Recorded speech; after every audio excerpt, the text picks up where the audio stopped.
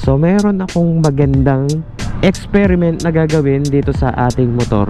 Hindi na ako magtatanggal ng tuning washer. Guys, yung pinsan ko, shout out pare.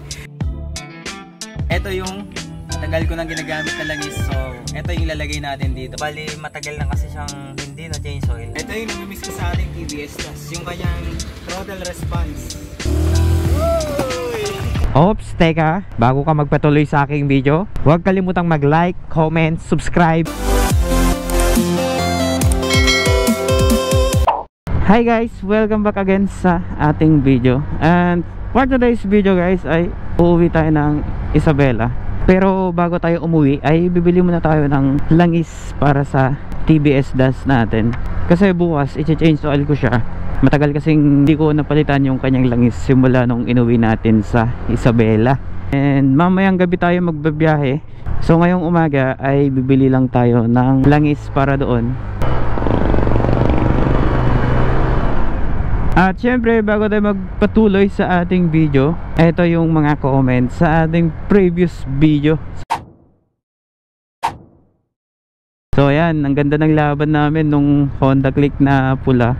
So kung napanood nyo yung previous video natin dun sa upload natin, Honda Click versus Honda Click. Grabe, napakatulid nung pula na Honda Click, no? Maganda sa pakiramdam guys na isa sa sumusuporta sa'yo ay nakakalaro mo, di ba? Hindi expected yun guys na matutuloy yung aming pagkikita kasi matagal na pala siyang sumusuporta sa ating video. Simula daw nung hindi pa daw siya nakabili ng Honda Click, pinapanood niya na daw tayo. Ang swerte naman natin, sa dami ba namang nagbibideo guys, o sa dami nang gumagawa ng vlog patungkol sa Click, eh tayo yung napansin niya, di ba? So yun yung dahilan kung bakit bumili siya ng Honda Click niya. And dito tayo sa may Petron. Dito ako bumibili guys ng langis natin.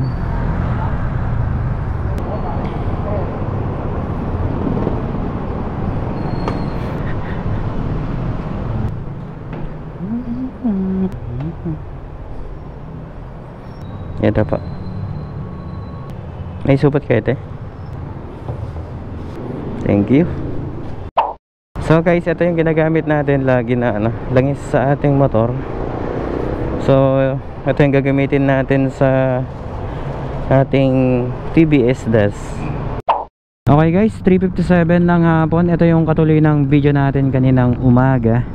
And magpapagas muna tayo sa Petron para diretso na tayo mamayang gabi. Okay, so lagi pala na nilalagay natin gas dito ay XCS. Tapos magche-check ako ng gulong ko para walang maging aberya sa daan kapag nagbiyahe tayo. Premium?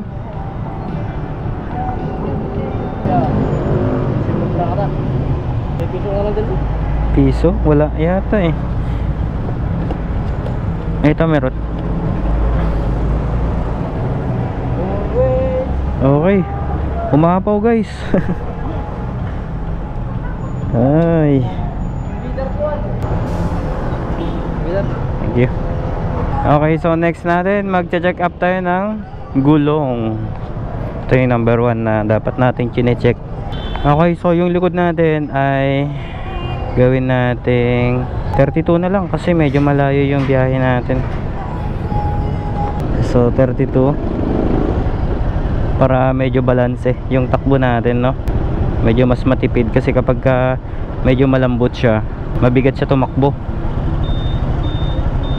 Tapos isang beses pa para maklear natin talaga na 32 yung PSI nya. Then sa harapan maglagay lang tayo ng 28 para balanse yung takbo natin. Kahit na babangking-bangking tayo, eh okay pa rin. Okay na. So papasok muna tayo sa trabaho, then after nyan uwi na tayo. Alright, so yun guys, at magbabiyahe na tayo. Ito, after work diretso tayo ng Isabela. So gamit natin yung ating Click. Okay, so na-check naman na natin yung gulong. Nakapag gas na tayo. Set ko lang yung kanyang trip B. Reset natin. Then yung fuel consumption natin ay 29.9. So sana tataas pa yan, kasi bagong palit tayo ng flyball. Normal talaga na bababa. Ito kapag naka half throttle tayo, masyado siyang ma-RPM. Right, let's go. So bali dadaan tayo sa diversion para mas malapit, mas madali tayong makakarating sa riverside pagka doon tayo dumaan. Nakakapanibago magbiyahe ng ganitong oras na Honda Click yung gamit natin. Kapag umuwi tayo galing ng Gataran to Tugigaraw, ito yung ginagamit ko. So wala namang magiging problema doon kasi malakas naman yung ilaw natin, malakas pati yung busina natin. So all goods. Uy, nakaklik din to ha. Uy, binanat niya. Mahirap maglinis pare ko eh. Uy, sniper. Dumulas ako dun ah.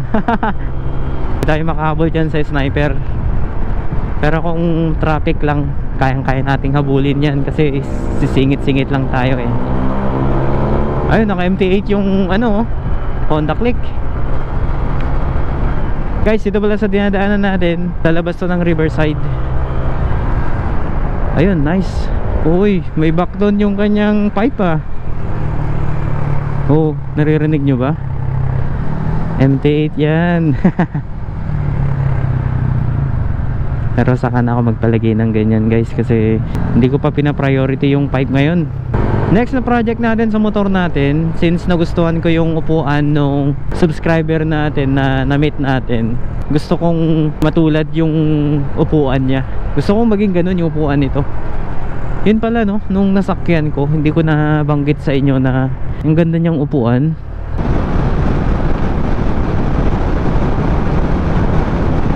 Lakas ng hangin. Habulin natin yung pick up.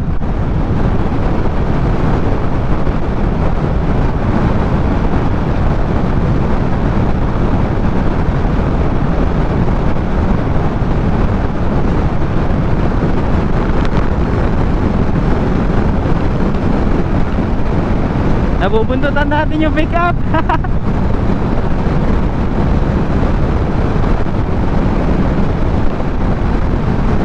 115.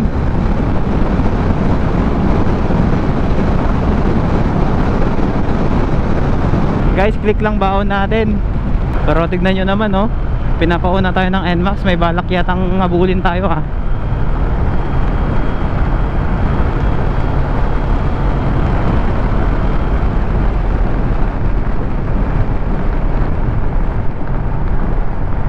Sabay loaded pala no.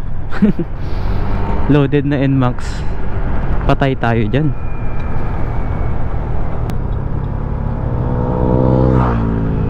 Ay hindi, diretso na siya. Ayun. Ay hindi siya NMAX. Kaya pala hindi makahabol. Punyeta. Mio gear pala. Tinitignan ko, parang NMAX ka ako. Magkamukha kasi sila sa ilaw. Hayop na yun, napeke tayo ah. Kaya pala nung ano, nag full rev ako, naiwan. Mio gear, hindi NMAX.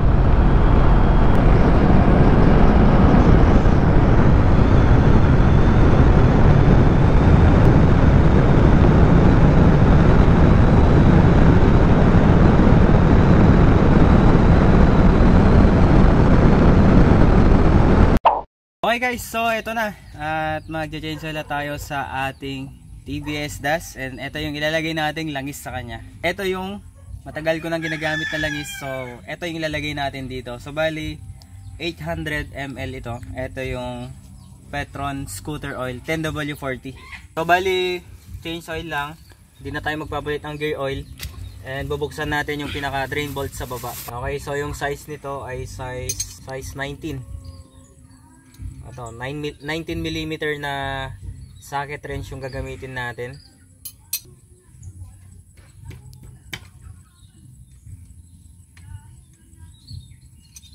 Bali matagal na kasi siyang hindi na change oil at ngayong araw lang siya ma-change oil ulit.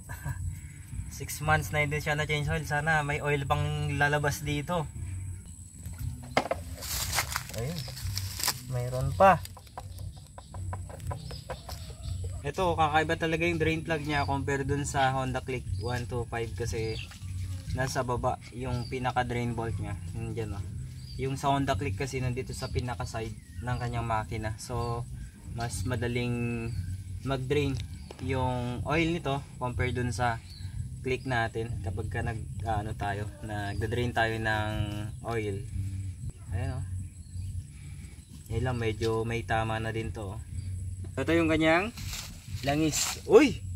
Tumulo! Uy! May butas. Ito yung kanyang filter. So dapat nyo rin itong punasan. Okay, so bali sa pagbabalik nito, dapat ang position nito nakaganito. Ayan o. Ganyan dapat. Okay, so tara.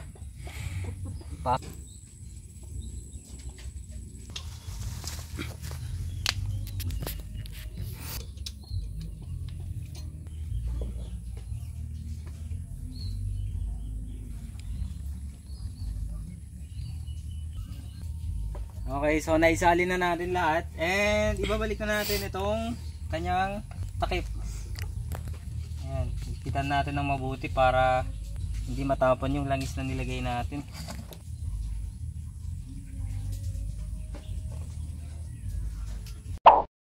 Start na natin.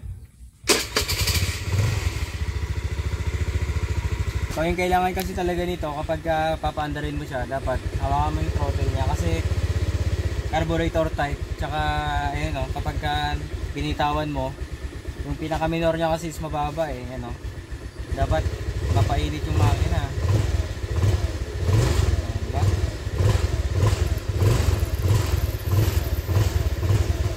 Still alive pa rin yung ating TVS. At ito, lahat ng switch niya, check natin kung nagpa-function pa. Ito yung kanyang mini driving light lah. Ayun, baliktad pala. Oh, ayan oh. Ilaw niya. Tapos headlight. Ayun oh. Gumagana. So, halos isang taon na rin dito sa Isabela ito. Ayan. So, kulang lang sa linis. Ayan oh. Ay. Kasi maputik dito eh. Ayan o. Oh guys, yung pinsan ko, shout out pare. Baka pwede kayong mag-comment para hanapan natin ng asawa. Ito yung namimiss ko sa ating TVS Das, yung kanyang throttle response.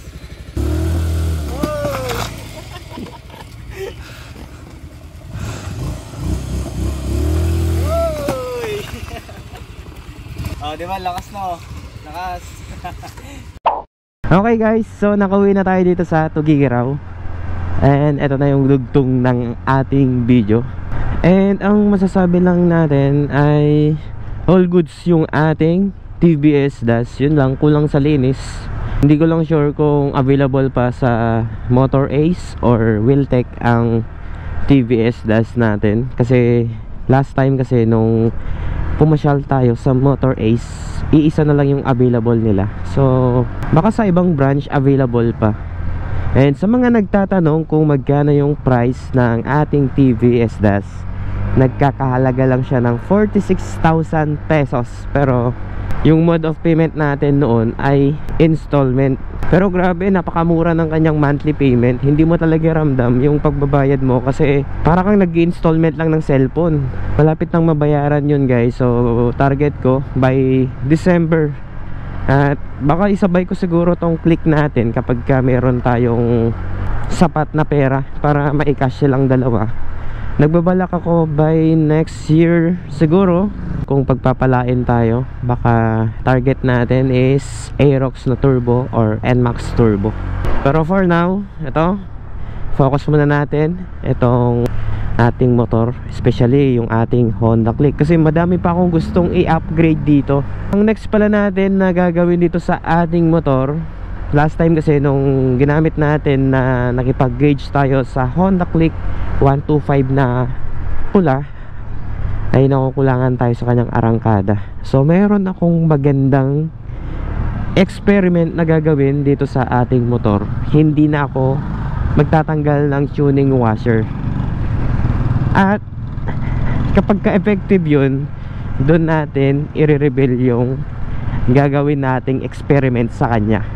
Pero for now, hindi ko muna sasabihin kasi baka madaming magbabash dun sa ating experiment na gagawin sa kanya. Kaya abangan nyo guys sa next na video natin. Very exciting yun, yung gagawin natin doon. Magpapalinis na tayo sa kanyang panggilid at ilang odo na rin to.